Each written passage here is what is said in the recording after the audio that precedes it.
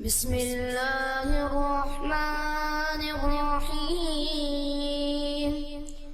اللہ ولی الذین آمنوا یخرجهم من الظلمات إلى النور والذین کفروا أولیاؤهم الطاغوت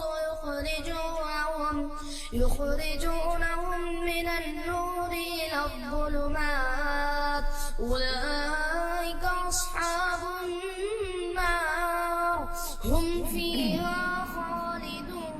الحمد لله رب العالمين والصلاة والسلام على سيد الأنبياء والمرسلين وعلى آله وصحبه أجمعين اما بعد. محترم حاضرین، کل ہم نے گفتگو کی تھی خوشی کے آداب پر، اور آج ہم بات کرنے جا رہے ہیں غم کے آداب پر. مصیبت میں کبھی بھی ہمت نہیں ہارنی چاہیے. دنیا میں کوئی انسان ایسا نہیں ہے جو غم اور تکلیف سے محفوظ ہو. مومن اور کافر میں یہی فرق ہے کہ کافر مصیبت میں اپنے ہوش کھو بیٹھتا ہے، اور مومن بڑی بڑی مصیبتوں میں بھی صبر کا پہاڑ بن کر کے کھڑا رہتا ہے، کیونکہ مومن کا بھروسہ اللہ تعالیٰ کی تقدیر پر ہوتا ہے. اللہ تعالیٰ نے قرآن کریم میں فرمایا قُل لَن يُصِيبَنَا إِلَّا مَا كَتَبَ اللَّهُ لَنَا هُوَ مَوْلَانَا وَعَلَى اللَّهِ فَلْيَتَوَكَّلِ الْمُتَوَكِّلُونَ. اے نبی، آپ کہہ دیجئے کہ ہمیں وہی مصیبت پہنچتی ہے جو اللہ نے ہمارے لیے لکھی ہے. اللہ ہی ہمارا مولا ہے، اور اللہ ہی کے اوپر بھروسہ کرنے والوں کو بھروسہ کرنا چاہیے. اسی طریقے سے سورہ حدید کے اندر اللہ تعالیٰ نے فرمایا کہ ما اصاب من مصیبت فی الارض ولا فی انفسکم الا فی کتاب من قبل ان نبرأها، کہ آسمانوں اور زمین میں اور خود تمہارے اپنے نفس کے اندر تمہیں جو بھی مصیبت پہنچتی ہے وہ ایک کتاب میں لکھی ہوئی ہے. ان ذلک علی اللہ یسیر، بے شک یہ چیز اللہ تعالیٰ کے لیے آسان ہے. تو مایوس کبھی نہیں ہونا چاہیے. مایوسی کفر ہے. انہ لا ییأس من روح اللہ الا القوم الکافرون، اللہ کی رحمت سے وہی لوگ مایوس ہوتے ہیں جو کافر ہوتے ہیں. اسی لیے ہمارے دین میں خودکشی کرنا، سوسائڈ کرنا حرام ہے. ولا تقتلوا انفسکم ان اللہ کان بکم رحیما، اپنے آپ کو قتل مت کرو، اللہ تم پر بہت مہربان ہے. ظاہر ہے کہ انسان کی زندگی میں دو طریقے کے حالات آتے ہیں، خوشی کے حالات، پریشانی کے حالات. تو مومن جو ہوتا ہے خوشی کے حالات میں شکر کرتا ہے اور پریشانیوں میں صبر کرتا ہے، تو اس کے لیے ہر حال میں بھلائی ہی بھلائی ہوتی ہے. اللہ کے پیارے نبی صلی اللہ علیہ وسلم فرماتے ہیں عجبا لامر المؤمن، مومن کا معاملہ بڑا عجیب ہے. ان امرہ کلہ خیر، مومن ہر حال میں بھلائی کے ساتھ رہتا ہے. ان اصابتہ سراء شکر، اگر مومن کے اوپر خوشی آتی ہے تو وہ اللہ کا شکر ادا کرتا ہے. وان اصابتہ ضراء صبر، اور اگر اس کے اوپر مصیبت آتی ہے تو صبر کرتا ہے، اور یہ دونوں چیزیں اس کے حق میں بہتر ہو جاتی ہیں. جب بھی کسی مصیبت کی خبر سنیں تو یہ دعا پڑھیں انا للہ و انا الیہ راجعون اللہم اجرنی فی مصیبتی واخلف لی خیرا منہا. یہ دعا پڑھنے کی وجہ سے اللہ تبارک و تعالیٰ اس مصیبت کا آپ کو بہتر بدل عطا فرمائے گا. چنانچہ اللہ تعالیٰ نے قرآن کریم کے دوسرے پارے میں فرمایا وَلَنَبْلُوَنَّكُمْ بِشَيْءٍ مِّنَ الْخَوْفِ وَالْجُوعِ، ہم تمہیں آزمائیں گے کبھی خوف سے، کبھی بھوک سے. وَنَقْصٍ مِّنَ الْأَمْوَالِ، کبھی مال کی کمی سے. وَالْأَنفُسِ، کبھی جان کی کمی سے. وَالثَّمَرَاتِ، کبھی پھلوں کی کمی سے. وَبَشِّرِ الصَّابِرِينَ، لیکن اے نبی آپ بشارت سنا دیجیے صبر کرنے والوں کو. الَّذِينَ إِذَا أَصَابَتْهُم مُّصِیبَةٌ، جب ان کے اوپر کوئی مصیبت آتی ہے قَالُوا إِنَّا لِلَّهِ وَإِنَّا إِلَيْهِ رَاجِعُونَ، تو یہ پڑھتے ہیں کہ بے شک ہم اللہ کے لیے ہیں اور اللہ ہی کی طرف لوٹ کر کے جانے والے ہیں. ترمذی کی ایک حدیث ہے، اللہ کے نبی صلی اللہ علیہ وسلم فرماتے ہیں کہ جب کسی انسان کا بچہ مر جاتا ہے تو اللہ تعالیٰ فرشتوں سے کہتا ہے قبضتم ولد عبدی، کیا تم نے میرے بندے کے بچے کو اٹھا لیا؟ تو فرشتے کہتے ہیں کہ ہاں. پھر اللہ کہتا ہے قبضتم ثمرۃ فؤادی، کیا تم نے میرے بچے کے کلیجے کے ٹکڑے کو اٹھا لیا؟ فرشتے کہتے ہیں کہ ہاں. فیقول ماذا قال عبدی، تو اللہ کہتا ہے کہ میرے بندے نے اس مصیبت پر کیا کہا؟ تو فرشتے کہتے ہیں کہ تیرے بندے نے تیری تعریف کی اور انا للہ و انا الیہ راجعون پڑھا. تو اللہ تعالیٰ فرماتا ہے ابنوا لعبدی بیتا فی الجنہ، میرے بندے کے لیے جنت میں گھر بناؤ. وسموہ ببیت الحمد، اور اس گھر کا نام رکھو بیت الحمد. اللہ کی تعریف کرنے والے کا گھر، میرے بندے نے مصیبت میں بھی اللہ کی تعریف کی، اس کو ایک اسپیشل گھر جنت میں الاٹ کیا جائے۔ اسی طریقے سے بخاری اور مسلم کی حدیث ہے، اللہ کے پیارے نبی صلی اللہ علیہ وسلم فرماتے ہیں کہ مسلمان کے اوپر جو بھی پریشانی آتی ہے، جو بھی تھکاوٹ آتی ہے، جو بھی رنج و غم آتا ہے، جو بھی اذیت اور تکلیف آتی ہے، یہاں تک کہ اس کو کوئی کانٹا بھی چبھتا ہے، الا کفر اللہ بہا من خطایاہ، اس کی مصیبت کی وجہ سے اللہ تعالیٰ اس کے گناہوں کو مٹاتا ہے، اس کی مصیبتوں کو اللہ تعالیٰ اس کے گناہوں کا کفارہ بنا دیتا ہے۔ تو غم اور مصیبت میں پریشانی کا اظہار یہ نیچرل چیز ہے، آپ زبان سے غم کا اظہار کر سکتے ہیں، مگر زبان سے آپ کوئی ایسی بات نہ نکالیں جس سے اللہ تعالیٰ ناراض ہو۔ اپنے بچے کے انتقال پر، اپنے بچے ابراہیم کے انتقال پر ہمارے نبی صلی اللہ علیہ وسلم نے صبر کی مثال پیش کی۔ آپ نے فرمایا ان العین تدمع والقلب یحزن ولا نقول الا ما یرضی ربنا، میری آنکھیں غمگین، میری آنکھیں بہہ رہی ہیں، میرا دل غمگین ہے، مگر میں اپنی زبان سے کوئی ایسی بات نہیں نکالوں گا جس سے اللہ ناراض ہو جائے۔ غم میں کوئی اپنا سینے کو پیٹے، کوئی اپنے گریبان کو چاک کرے، کوئی دور جاہلیت کی طرح چلا چلا کر کے مرنے والے کا نام لے، اسلام میں اس کی اجازت نہیں ہے۔ اللہ کے پیارے نبی فرماتے ہیں لیس منا، وہ آدمی ہم میں سے نہیں ہے جو اپنے گال پر تھپڑ مارے غم کی حالت میں، اور اپنے گریبان کو چاک کرے اور دور جاہلیت کی پکار کو پکارے۔ اسی طریقے سے صحیح مسلم کی ایک حدیث میں اللہ کے نبی فرماتے ہیں کہ میری امت کے اندر 4 کام ایسے ہوں گے جو جاہلیت میں سے ہوں گے، میری امت کے لوگ ان 4 کام کو نہیں چھوڑیں گے۔ کون سے 4 کام ہیں؟ الفقر فی الاحساب، اپنے حسب اور نسب پر، اپنے خاندان پر، اپنی کاسٹ پر، اپنی برادری پر فخر کرنا، والطعن فی الانساب، اور کسی کو اس کے نسب کا طعنہ دینا، والاستسقاء بالنجوم، اور ستاروں کے ذریعے بارش طلب کرنا، والنیاحہ، اور نوحہ کرنا۔ نوحہ کا مطلب کیا ہوتا ہے؟ کسی کے مرنے کے بعد اس کا نام لے لے کر کے بین کرنا، چلانا، آواز دینا، اس کو نوحہ کہتے ہیں، اور یہ عورتیں زیادہ یہ کام کرتی ہیں۔ تو اللہ کے نبی نے فرمایا اگر نوحہ کرنے والی عورت اپنی موت کے پہلے توبہ نہیں کرے گی تو قیامت کے دن وہ اس حال میں آئے گی کہ اس کے اوپر تارکول جانتے ہیں آپ، جس سے روڈ بنائی جاتی ہے، تارکول کا کپڑا اس کو پہنایا جائے گا، وَدِرْعٌ مِّن جَرَب، اور ایسا لباس پہنایا جائے گا جس سے اس کے پورے بدن پہ خارش ہوگی، کھجلی ہوگی۔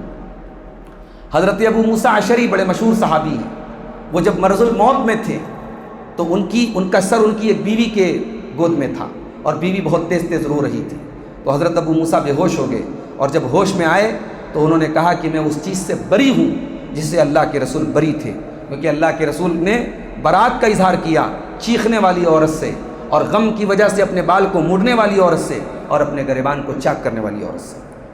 اگر آپ بیمار ہیں تو بیماری میں صبر سے کام لیں، بیماری کو برا بھلا نہ کہیں۔ اللہ کے نبی صلی اللہ علیہ وسلم ایک مرتبہ حضرت ام صاحب کے پاس آئے اور ان سے پوچھا کہ اے ام صاحب تمہارا کیا حال ہے؟ تو وہ بہت کانپ رہی تھی، تو حضرت ام صاحب نے کہا الحمہ، اے اللہ کے نبی مجھے بخار ہے، لا بارک اللہ فیہا، اللہ اس بخار کے اندر کبھی برکت نہ دے، اس بخار کا ستیہ ناش ہو، مجھے بخار ہو گیا ہے۔ تو اللہ کے نبی نے فرمایا لا تسب الحمہ، بخار کو، فیور کو برا بھلا مت کہو، کیوں؟ فإنها تذهب خطايا بنی آدم كما يذهب القیر خبث الحدید، اس لیے کہ بخار میں، فیور میں انسان کے گناہ مٹتے ہیں، جیسے بھٹی میں لوہا جب ڈالا جاتا ہے تو لوہے کا میل کچیل صاف ہو جاتا ہے، بندے کے گناہ مٹتے ہیں، مومن بندے کے گناہ مٹتے ہیں۔ اللہ کے نبی کے پاس ایک عورت آتی ہے، کالی کلوٹی عورت ہے، اور کہتی ہے کہ اے اللہ کے نبی مجھے مرگی کا دورہ آتا ہے، اور جب یہ دورہ آتا ہے میں بے ہوش ہو جاتی ہوں اور میری شرمگاہ کھل جاتی ہے، میرے لیے آپ اللہ سے دعا کر دیجئے، اللہ میری اس بیماری کو دور کر دیں۔ اللہ کے نبی نے فرمایا اگر تم چاہو گی تو میں تمہارے لیے دعا کر دوں گا، لیکن اگر تم صبر کرو گی اس مصیبت پر تو اللہ تم کو جنت دے گا۔ تو اس عورت نے کہا میں صبر کر لوں گی، بس آپ اللہ سے یہ دعا کر دیجئے کہ اللہ اس بیماری میں میری شرمگاہ کی حفاظت کرے، میرا سطر نہ کھلے، میں کسی غیر مرد کے سامنے بے لباس نہ ہو جاؤں۔ یہ تھے صحابہ اور یہ تھی صحابیات، اور یہ تھا ان کا صبر۔ کسی کی موت پر 3 دن سے زیادہ غم منانے کی اجازت نہیں ہے۔ حضرت ام عطیہ کہتے ہیں کہ اللہ کے نبی نے فرمایا کہ ہمیں منع کیا گیا ہے کہ ہم 3 دن سے زیادہ کسی کا سوگ منائیں، سوائے شوہر کے اوپر بیوی کے کہ وہ 4 مہینہ 10 دن سوگ منائے گی، اور عدت کے دوران وہ سرما نہیں لگائے گی، خوشبو نہیں لگائے گی، رنگین کپڑا نہیں پہنے گی، ہاں جس میں پٹی وغیرہ صرف رنگین ہو تو اس کی اجازت ہے۔ اسی طریقے سے جب حضرت ابو سفیان رضی اللہ تعالیٰ عنہ کے انتقال کی خبر آئی تو ان کی بیٹی جو اللہ کے رسول کی بیوی تھی حضرت ام حبیبہ رضی اللہ تعالیٰ عنہ، انہوں نے زرد رنگ کی ایک خوشبو منگائی اور اپنے گال پر اور اپنے دونوں ہاتھوں پر لگائی اور کہا کہ مجھے اس کی ضرورت نہیں تھی، لیکن میں نے اللہ کے نبی کو یہ فرماتے ہوئے سنا ہے کہ جو عورت اللہ کے اوپر اور قیامت کے دن کے اوپر ایمان رکھتی ہو اس کے لیے جائز نہیں ہے کہ مرنے والے پر 3 دن سے زیادہ سوگ منائے۔ تو میرے والد کو مرے ہوئے 3 دن ہو گئے، تو آج میں نے خوشبو لگا کر کے یہ اظہار کر دیا کہ اب سوگ منانے کا اور غم ظاہر کرنے کا وقت ختم ہو گیا۔ مصیبت میں ایک دوسرے کو صبر کی تلقین کرنا چاہیے۔ بڑا مشہور واقعہ ہے حضرت ام سلیم کا اور ان کے شوہر ابو طلحہ کا۔ ان کا معصوم بچہ انتقال کر جاتا ہے، شوہر سفر سے آتا ہے تو حضرت ام سلیم اپنے شوہر کو بچے کی موت کے بارے میں بتاتی بھی نہیں ہیں، ان کو کھانا کھلاتی ہیں، ان کے ساتھ یعنی میاں بیوی کی محبت اور پیار کا اظہار ہوتا ہے، پھر اگلے دن بتاتی ہیں کہ آپ کا بچہ انتقال کر گیا۔ تو مصیبت میں ایک دوسرے کی امید بننا چاہیے، ایک دوسرے کو ڈھارس دینا چاہیے۔ اللہ کے نبی فرماتے ہیں مثل المؤمنین فی توادہم وتعاطفہم وتراحمہم کمثل الجسد الواحد، مسلمان آپس میں اتنے ہمدرد بنے ایک دوسرے کے، اتنے مہربان بنے جیسے ایک انسان کا بدن ہوتا ہے، انسان کے بدن میں کہیں پر بھی زخم ہو تو پورا بدن بے چین ہو جاتا ہے اور پورا بدن بخار میں مبتلا ہو جاتا ہے۔ حضرت جعفر کا انتقال ہوا تو اللہ کے نبی نے صحابہ سے کہا کہ آل جعفر کے لیے کھانا تیار کر دو، کیونکہ ان کے اوپر ایسی مصیبت آئی ہے جس کی وجہ سے وہ کھانا اس وقت نہیں بنا سکتے۔ اسی طریقے سے کسی کا انتقال ہو جائے تو اس کے جنازے میں ضرور شرکت کریں۔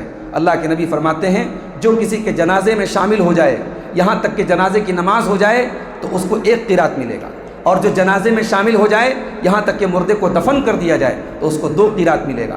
صحابہ نے پوچھا کہ اللہ کے نبی یہ قیرات کیا ہوتا ہے؟ تو اللہ کے نبی نے فرمایا مثل الجبلین العظیمین، یہ 2 بڑے بڑے پہاڑوں کے برابر اس کا ثواب ہوتا ہے۔ مصیبت میں ہمیشہ اللہ کی طرف رجوع کریں، شکایت اللہ سے کریں، بندوں سے شکایت نہ کریں۔ حضرت یعقوب علیہ السلام اللہ کی بارگاہ میں شکایت کرتے انما اشکو بثی وحزنی الی اللہ، میں اپنا شکوہ اور اپنا غم اللہ کی بارگاہ میں پیش کرتا ہوں۔ حضرت یونس علیہ السلام نے مچھلی کے پیٹ میں 3 اندھیروں میں اللہ کو پکارا اور دعا کی لا الہ الا انت سبحانک انی کنت من الظالمین۔ اللہ کے نبی فرماتے ہیں کہ جب کوئی مسلمان اس دعا کو کسی مصیبت میں پڑھے گا اللہ اس کی دعا کو ضرور قبول کرے گا۔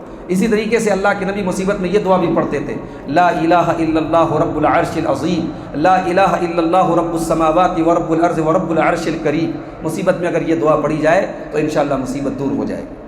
اسی طریقے سے ایک اور بہت پیاری دعا اللہ کے نبی نے سکھائی اللہم انی عبدک ابن عبدک ابن عمتک، اے اللہ میں تیرا بندہ ہوں، تیرے بندے کا بیٹا ہوں، تیری بندی کا بیٹا ہوں، ناصیتی بیدک، میری پیشانی تیرے ہاتھ میں ہے، عدل فی قضاؤک، میرے بارے میں تیرا فیصلہ انصاف والا ہے، ماضٍ فی حکمک، میرے بارے میں تیرا ہی حکم چلتا ہے، اسألک بکل اسم هو لک، اے اللہ میں تجھ سے دعا کرتا ہوں تیرے ہر اس نام کے وسیلے سے جو تیرا نام ہے، سمیت بہ نفسک، جو نام تو نے اپنا رکھا ہے، او انزلتہ فی کتابک، یا اپنی کتاب میں نازل کیا ہے، او علمتہ احدا من خلقک، یا اپنے بندوں میں سے کسی کو سکھایا ہے، اب استأثرت بہ فی علم الغیب عندک، یا تو نے وہ نام اپنے علم غیب میں رکھا ہے، ان تجعل القرآن ربیع قلبی، اے اللہ تو قرآن کو میرے دل کی بہار بنا دے، ونور صدری، میرے سینے کا نور بنا دے، وجلاء حزنی، میرے غم کا علاج بنا دے، وذہاب حمی، میرے درد کی دوا بنا دے۔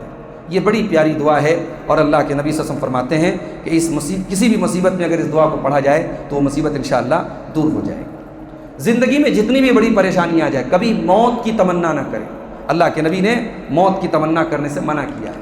ہاں یہ دعا کر سکتے ہیں اللہم احینی ما کانت الحیات خیرا لی، اے اللہ مجھے زندہ رکھ جب تک میرے لیے زندگی بہتر ہو، وتوفنی اذا کانت الوفات خیرا لی، اور مجھے اٹھا لے جب میرے لیے موت بہتر ہو۔